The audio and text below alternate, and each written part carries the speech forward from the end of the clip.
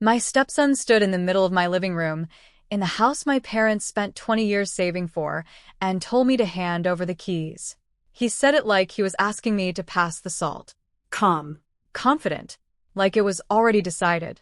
I want you to remember that moment, because in about 10 minutes, his face is going to go pale, and I'm going to tell you exactly why. My name is Claire Donovan. I'm a major in the United States Army. And this house, is the one thing in my life that nobody, not even the enemy, has ever been able to take from me. Until my stepson decided he was entitled to try. Stick with me, because what happened next is the kind of quiet justice that doesn't need shouting. It just needs the truth. Before I tell you what happened that day, you need to understand what this house actually meant. My parents were not wealthy people. My father drove a delivery truck for 31 years. My mother cleaned offices at night, so she could be home when I got off the school bus. Every single spare dollar they ever had went into a coffee can on top of the refrigerator, and every few months, they'd count it together at the kitchen table. 20 years. That's how long it took them to save enough for a down payment on this house.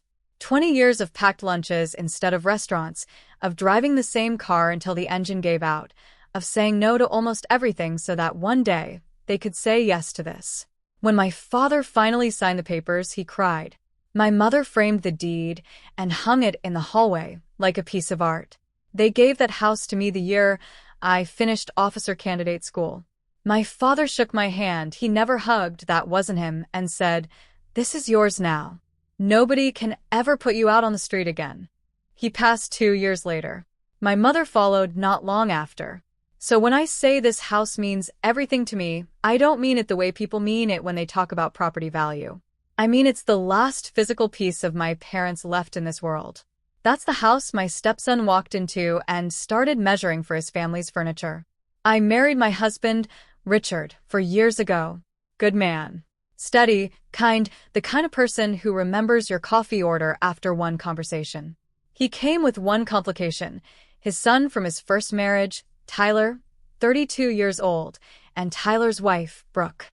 From the very beginning, Tyler treated me the way people treat a rental car. Polite enough on the surface, but never quite respectful because deep down, he didn't think I was permanent. He'd make comments. Little ones. Must be nice having a government paycheck. Dad says you're always at work. Small cuts, delivered with a smile, so if I ever pushed back, I'd be the one who looked oversensitive. Richard never noticed. Or maybe he noticed and just didn't want to deal with it. Either way, I let it go because I've handled worse people than Tyler in rooms far more dangerous than a family dinner. But 3 weeks ago, Tyler and Brooke asked to come see the house. They'd never asked before. Not once in 4 years. I should have known something was off. But I said yes because Richard is my husband and Tyler is his son, and I genuinely tried to build a peaceful home. I had no idea I was opening the door to a plan. They arrived on a Saturday morning. Brooke gasped the second she stepped through the front door. "This house is amazing," she said, spinning in a slow circle in my living room, taking in the space my father used to sit in every evening with the newspaper. I smiled and said thank you.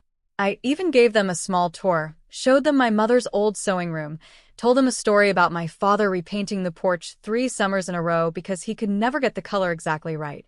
Tyler didn't say much during the tour. He was quiet in a way that, looking back, should have worried me.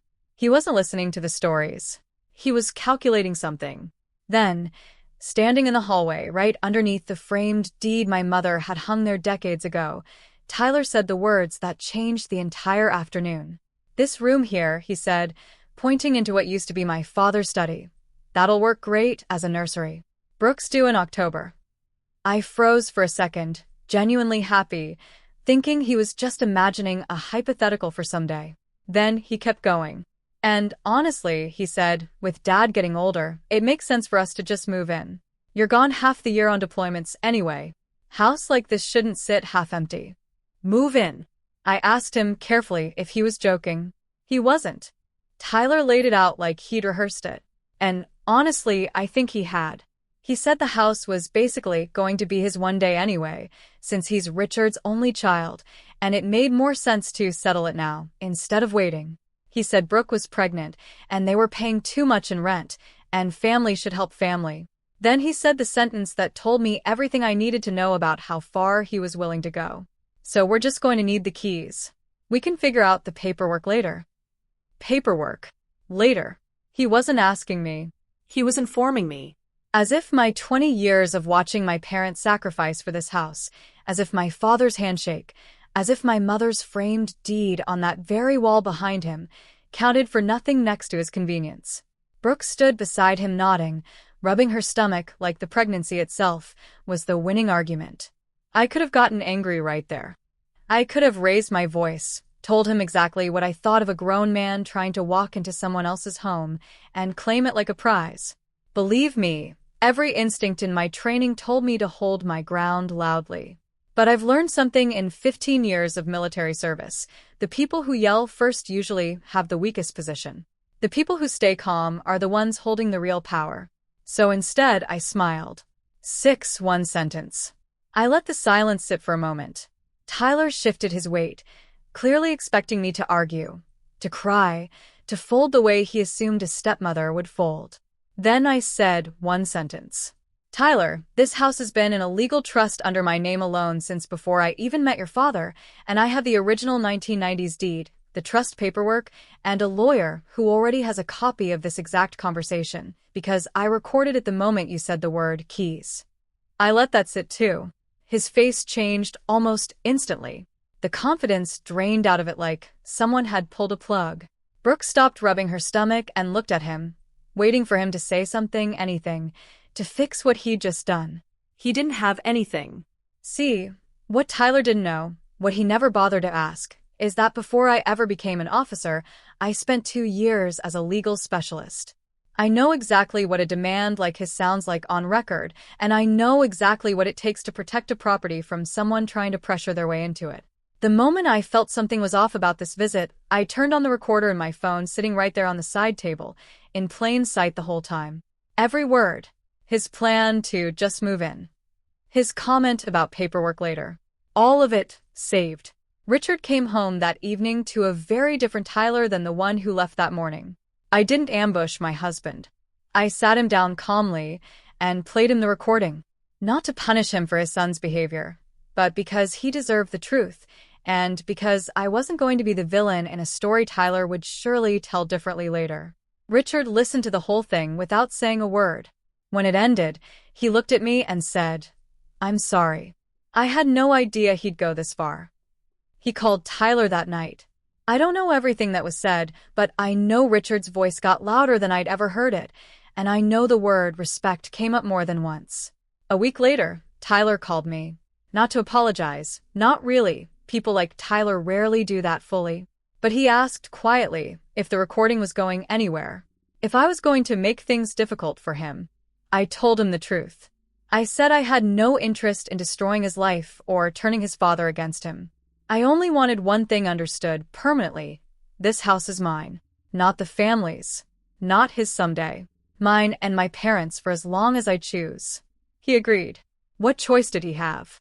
Brooke had their baby in October, a healthy little girl. Richard visits his grandchild often, and honestly, so do I. I'm not interested in punishing an innocent child for her father's mistake. But Tyler doesn't bring up the house anymore. Not once. He learned the hard way that entitlement doesn't hold up against documentation and a calm voice. Sometimes people think respect has to be demanded loudly, that you have to fight fire with fire.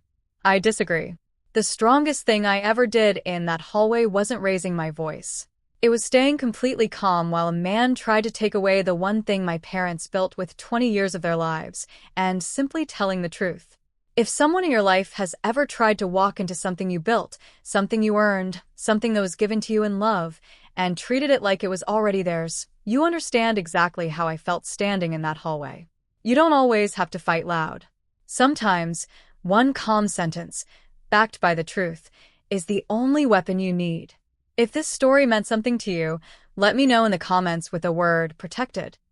And if you've ever had to stand your ground in your own home, I'd genuinely like to hear how you did it.